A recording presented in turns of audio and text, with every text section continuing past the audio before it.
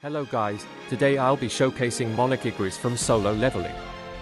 Igris was released at the release of the game, also being one of the first ever secret units in the game alongside Alucard. He can be obtained by beating the Legend Stage Act 3 of Double Dungeon with a chance of 0.75%. Before we head into the showcase, here are my stats for Igris. Now let's head on to Infinite and see how GOAT Monarch Igris is. Now that we're here, we'll be doing the usual and spawn in Igris and see his animation and starting damage. As expected from a Monarch, 9.2k right off the bat. Before we continue on, let's talk about his passive. Basically, he deals extra damage to bosses by 25%, making him a boss killer. Then as soon as he spawns in, he immediately gains 30% damage and minus 10% to his speed attack, plus he's immune to stuns, just like Cha Hain. And for the last one, it only matters when he's paired up with Sung Jin Woo. Still, it is a pretty huge buff, basically making SJW a pseudo support for Igris. Now that we're done with his passive, let's continue on with the showcase of his animations and stats. At upgrade 2, he's basically a max upgrade unit LOL. Monarch is crazy. From here on out, I'll be doing fast forwards, but I'll be slowing down in every upgrade. By the way, I don't expect much of Igris animations to be extremely cool or anything, just look at it. Yep, pretty sure you can see why.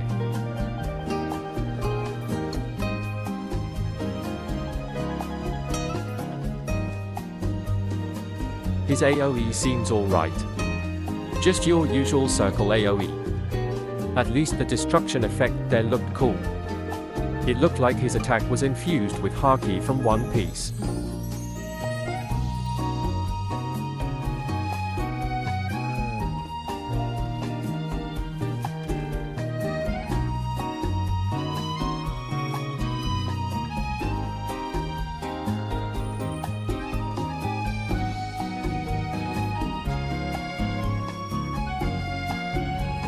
That's pretty much the 10/10ths out of all his attacks.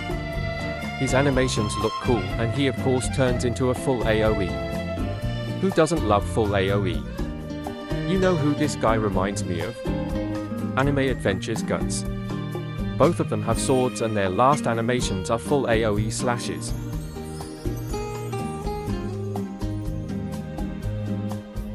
As you guys can see, at his max upgrade he's at a whopping 62.11k with a full AoE.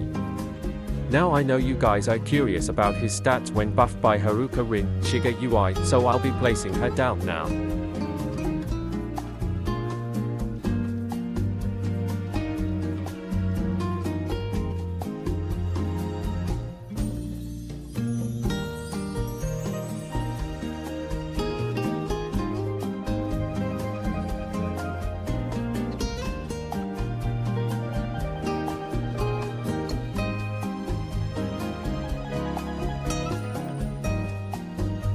Look at that damage.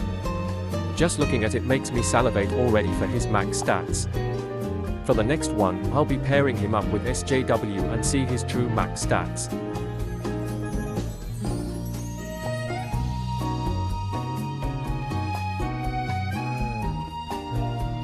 Look at that, he pretty much gained an extra 9k plus damage as soon as the shadows entered his range. I forgot to mention this, but as you can see, SJW also has a passive that he shares to Igris, making him even stronger than ever. I'll be fast forwarding until we get to the max of that passive.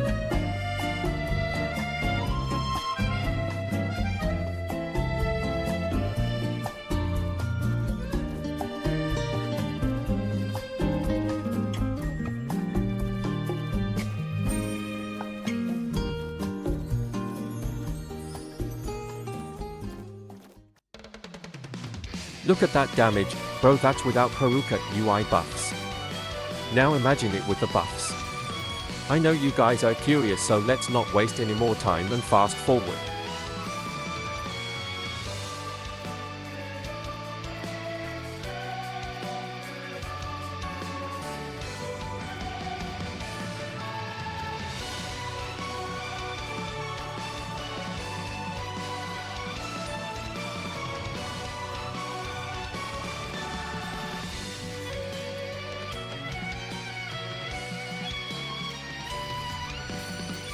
Sheesh. I have no words to say besides he's the GOAT of Monarchs. I could be over-exaggerating since Monarch SJW does exist. Igris could be second best Monarch. Not sure because of the long SJW ability cooldown. Now I'll try my best to do the math and see how much he does against bosses. Without any buffs whatsoever, he only does about 77,637, somewhere close to that I would assume, because AV's multiplier is a bit confusing to me. With Haruka UI buffs, I would assume he'll be doing 88387, I won't repeat it anymore, but AV's multiplier is confusing to me.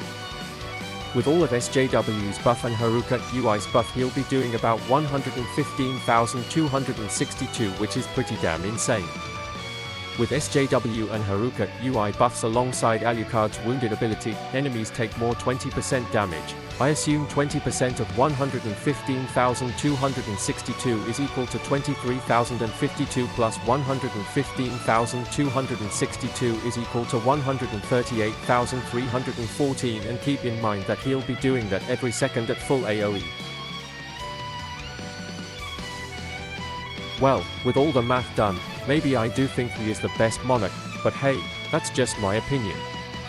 One thing is for sure, though, he definitely is one of the best, probably top 3, I assume. Anyway, thank you guys for watching my 4th video. I'll see you in the next one.